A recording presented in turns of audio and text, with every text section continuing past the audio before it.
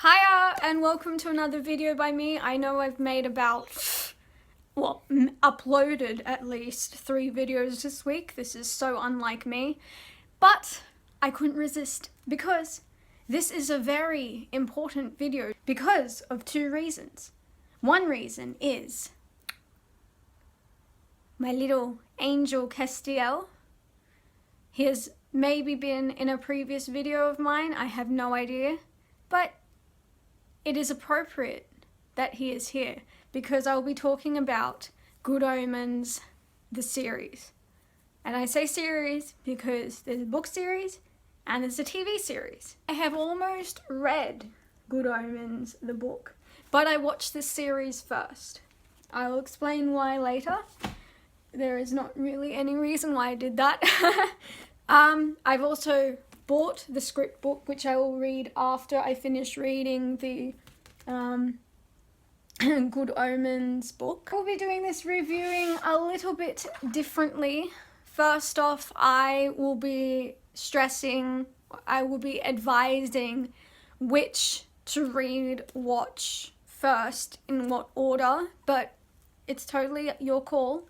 The second thing I will be doing is I won't be doing pros and cons because there's seriously very few cons of Good Omens to be able to say there's pros, there's cons. So instead I'll be saying reasons why you should read the book and reasons why you should watch the series. Keep in mind that the series, I have a few more pointers because I appreciate the TV series a little bit more than the book. A little bit more, not that much. And then I will also, as some of my reviews has done, I might give hinters.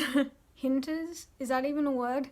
I will give hopes and suggestions or dreams or whatever of the future of Good Omens, because I do think that there is a future for Good Omens. It is the birth of the Antichrist, and there is an angel named Aziraphale and a demon named Crowley who must stop this Antichrist from unleashing absolute horror in the world.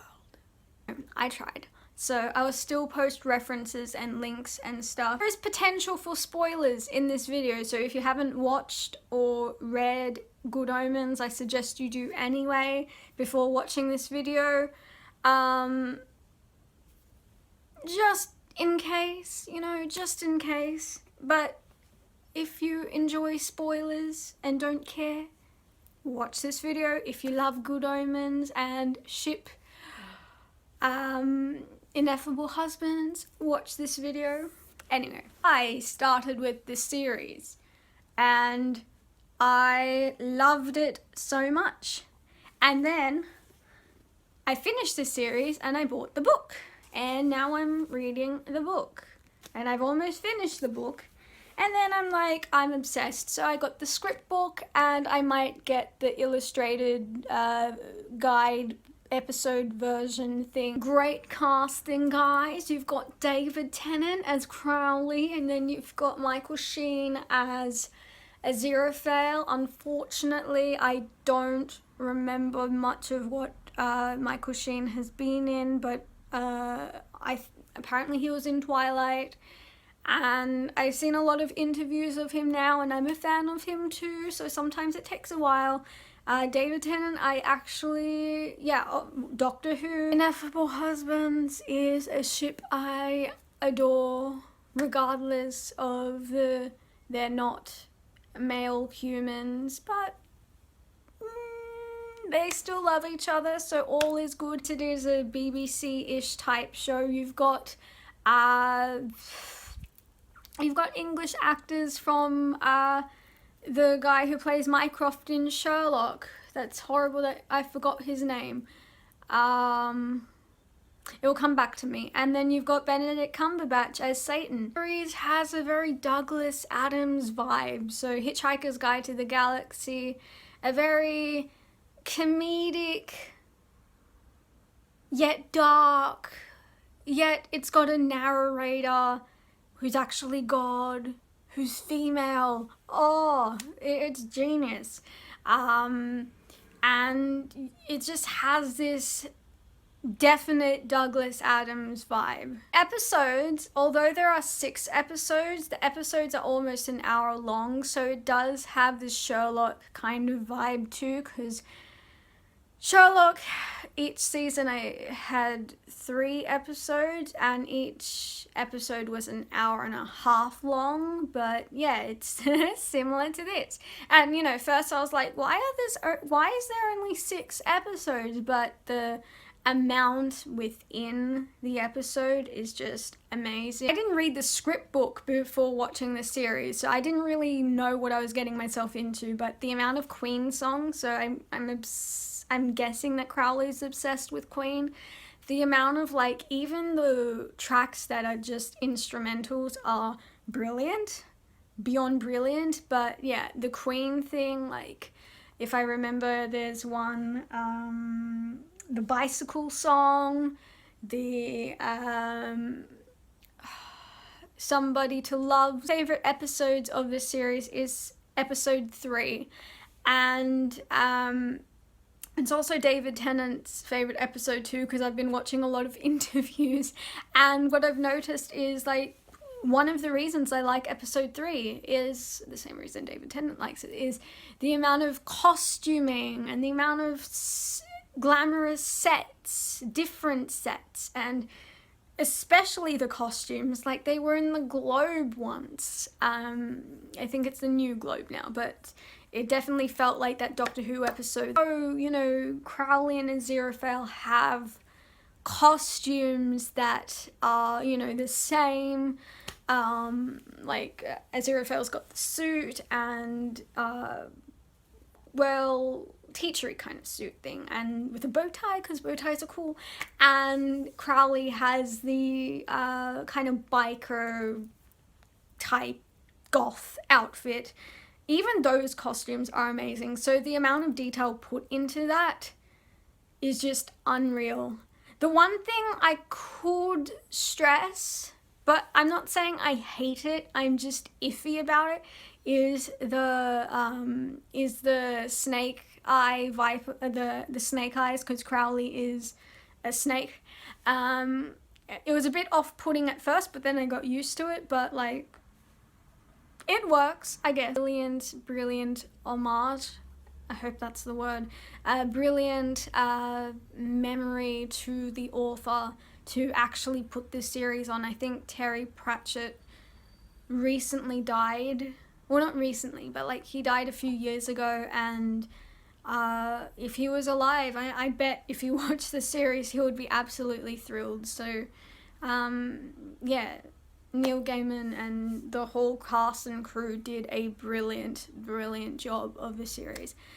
As you can see, I kind of ranted with this series, but I absolutely love it. And if I could say watch the series first, I'd say watch the series first. I must admit, a very addictive read. Like, I've almost finished it and I got it 2 days ago. One of those books that you just won't put down.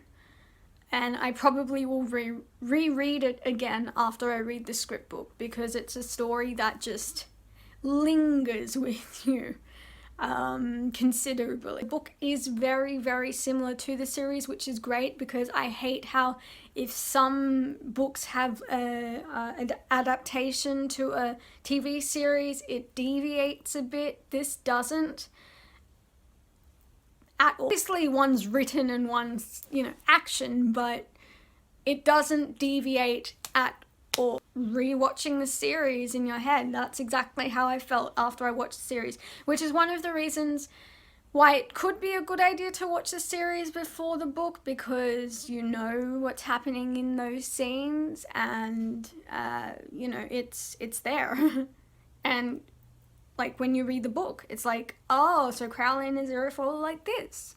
This book is one of my favorite genres of books to read. I read a lot of books. I'm reading Spanish literature at the moment. You can see some books behind me. Usually I read books that are classics, or really good series adapted to really good series adapted to Netflix or whatever. I read a variety of books, even Stephen King, horror. I read a variety. So, but this one is good because, and I think it's the British humor as well. Like, it has a mix of British humor, and dark gothicness. And as my friend said, like, the writing of the author that recently passed away, plus the gothicness, and also the writing of Neil, is just genius, and it flows very well. It's a very, very well written story for I don't know how many pages, but it is ineffable. Is, I suppose, a potential for a sequel. But as Neil Gaiman said in an interview, as I feel, I don't really think there is need for a sequel. I mean, in the last few episodes they were talking about, you know, the next time will be heaven and hell together fighting humanity, I think, or something like that. But this Good Omens story, like, it had a beginning, it had a middle, it had an end. I know I kind of said that when I was talking about the series, but it's true. And yeah, apparently there was a thing that was being written, a sequel that was being written briefly and never was published. But who knows? Who knows? Like, I'd be not saying that I don't want a sequel, I'm just saying it's unlikely, but we'll see. I wish the episodes were longer, and I'm not saying like 2 hours. I'm saying I wish there was 12 episodes of half-an-hour episodes or something like that. But, you know, could be tedious. And I also hope that there is more merchandise, because I am keen to buy more Good Omens merchandise and possibly even cosplay one of them, maybe. Okay, so I know this was a very long video, but I just wanted to stress how much I absolutely adore Good Omens and how much you should watch Good Omens. Ow. This guy needs to go because he is not the nicest at the moment. You're not the nicest. So we're gonna go now, and I hope you stay tuned to the next video, and I hope you watch, read, love Good Omens, and I will see you in the next video. Ciao for now.